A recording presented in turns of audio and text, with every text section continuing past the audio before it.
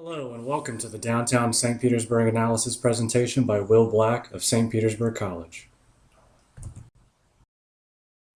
The history of St. Petersburg begins in 1875 with General John Williams, who purchased 2,500 acres on Tampa Bay.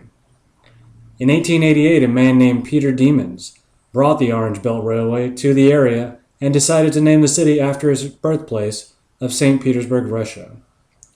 The city of St. Petersburg was incorporated in June of 1903. In 1914, the St. Louis Browns baseball team decided to move their spring training to the area. Much of the architecture that is seen in the downtown area is due to Perry Snell, who brought a Mediterranean revival motif. Examples of this include the Vinoy Hotel.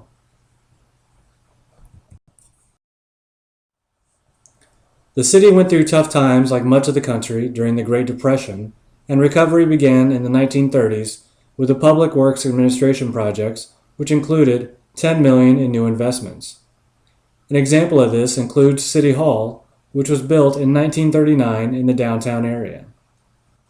Development continued in the 1940s through the aid of the U.S. Coast Guard Station at Bayboro Harbor, which was a training base for troops of World War II. The area began the journey of attempting to try to attain a professional baseball team in the 1970s and finally did do so in 1998 with the arrival of the Tampa Bay Devil Rays at downtown's Tropicana Field. The city, and specifically the downtown area, continues to evolve and change with the times. Besides the accomplishments and notable structures already discussed, the downtown area is also home to a State University campus, Marine Institutes, art galleries, the All Children's Research Center, and a soon-to-be newly remodeled pier.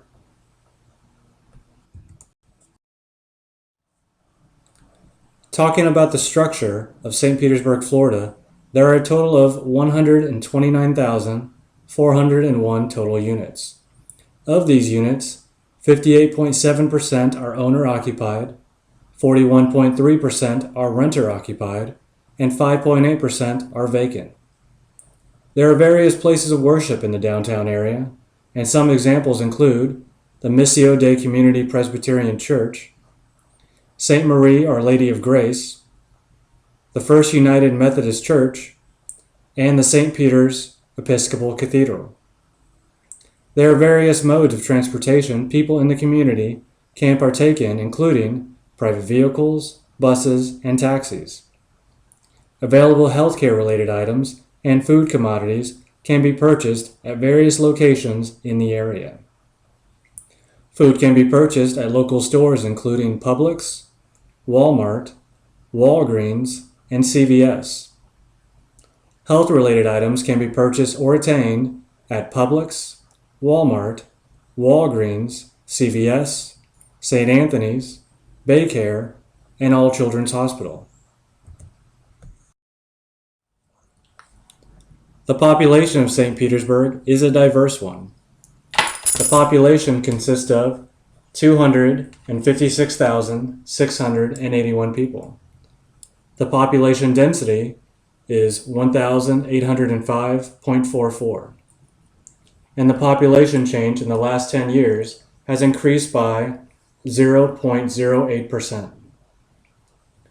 5.4% of the persons are under the age of 5, 19.5% of the persons are under the age of 18, and 15.7% of the persons are 65 or older.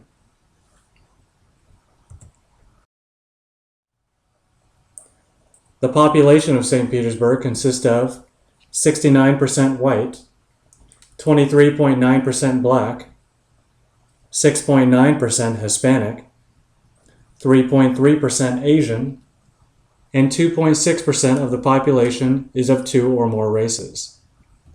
The employment rate is 95.9%, with 4.1% being unemployed. The educational level of the community is as follows. 12.1% have 9th grade level of education or below, 87.9% have a high school diploma or higher, and 28.7% are college graduates. There are numerous health-related resources found in downtown St. Petersburg. Some community health resources include the Bayfront Medical Center, St. Anthony's Hospital, All Children's Hospital, Concordia Manor, Tampa Crossroads, and AFC Doctors Express. Social services outlets include the Pinellas Opportunity Council, the American Red Cross, the Family Emergency Treatment Center, the Diocese of St. Petersburg, Brookwood, Florida Incorporated, and People That Love Church and Mission.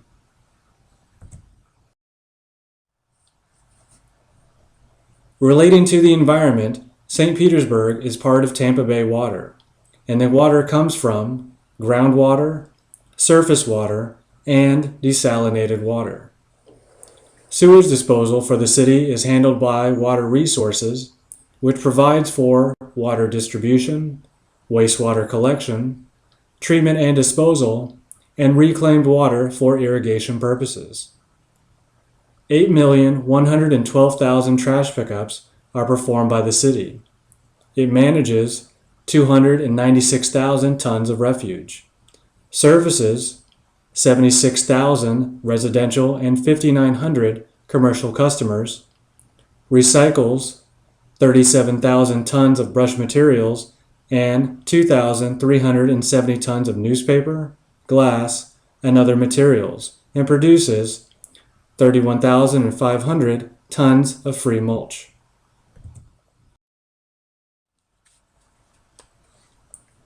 Government officials for St. Petersburg, Florida include the Mayor Rick Kreisman, who leads an organization of nearly 3,000 employees and governs more than 250,000 residents.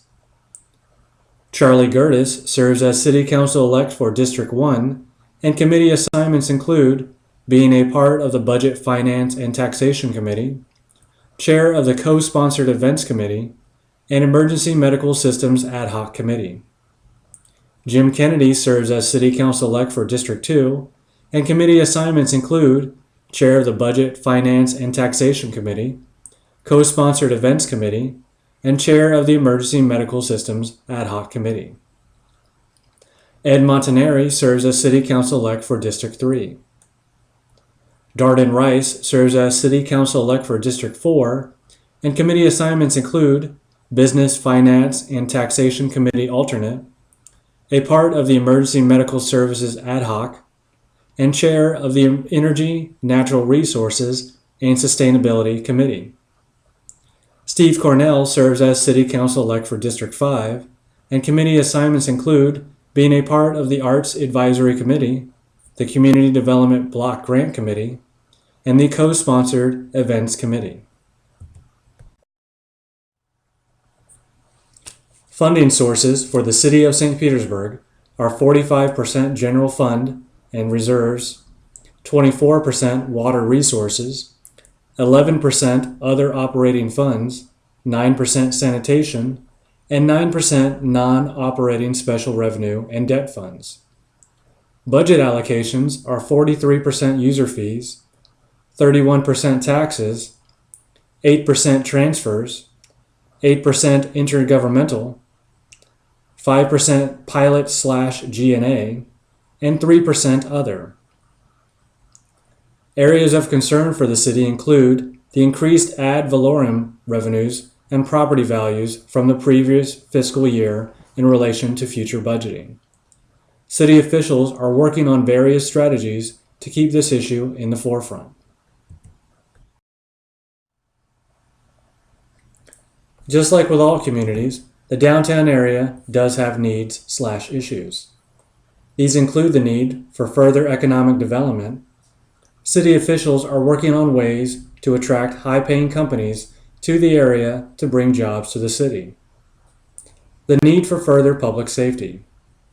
Safety is an issue in the area, and government officials have proposed community development projects, job training, and education for this issue. Addressing of the homelessness issue. City officials are working with the county and local governments to assist getting people off of the streets, especially the mentally ill and families. This affects people in the community and surrounding neighborhoods. Improvement in performance from public schools. Officials are working on focusing on underperforming and failing schools to see of ways to better overall outcomes for students. Revamping of the wastewater management system. This is an issue because of rapid residential development could eventually overwhelm the sewage system. And finally, a new deal for the Tampa Bay Rays Stadium.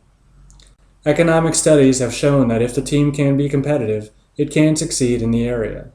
The team moving can be an economic detriment to the city and downtown area.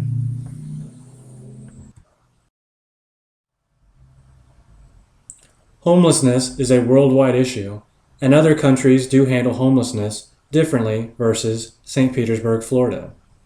Kenya, for example, has a homelessness issue similar to this community being presented, but has different methods on ways to handle this. There are also similarities which include programs that assist people economically and work to establish means for people that are currently homeless to be able to achieve independent financial sustainability. A difference noted on how Kenya handles their issue with homelessness is how they house this population. Kenya shelters the homeless population, but in a way much different than St. Petersburg. Homelessness is a worldwide issue, and other countries do handle homelessness differently versus St. Petersburg, Florida. Kenya, for example, has a homelessness issue similar to this community being presented, but has different methods on ways to handle this. There are also similarities which include programs that assist people economically and work to establish means for people that are currently homeless to be able to achieve independent financial sustainability. A difference noted on how Kenya handles their issue with homelessness is how they house this population. Kenya shelters their homeless population, but in a much different way. Kenya gives their homeless population an area to reside and build their own housing. The people are given the means to create tenure in the area, and assistance is provided. St. Petersburg, Florida has various methods of dealing with the homeless population. Methods include shelters, financial assistance programs, and work relief programs. The city reports a decrease in the homeless population and is continually working to aid this sector of the population. A community health nurse could help in various ways. A community health nurse could assist in establishing health screenings for this population and seeking further medical treatment for people in need.